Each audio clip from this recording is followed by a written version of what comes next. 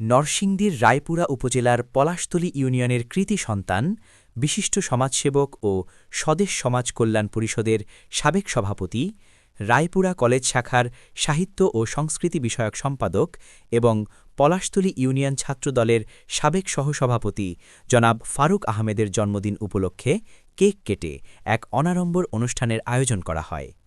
এ সময় উপস্থিত ছিলেন রায়পুরা উপজেলা বিএনপির সম্মানিত সদস্য ও পলাশতলী ইউনিয়নের প্যানেল চেয়ারম্যান মোহাম্মদ মিলন ভূঁইয়া।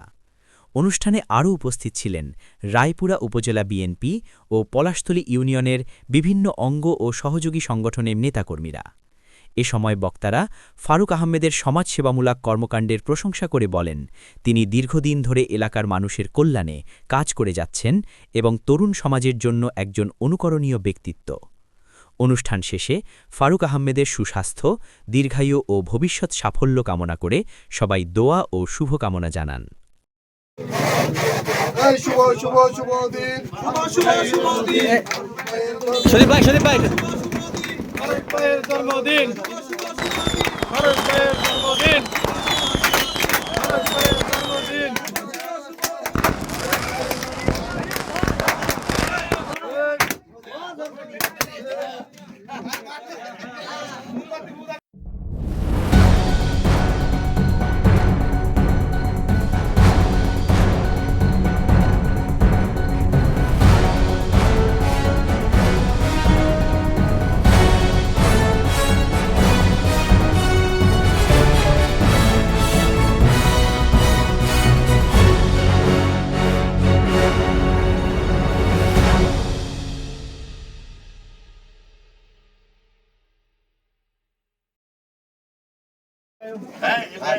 কানে কানে কানে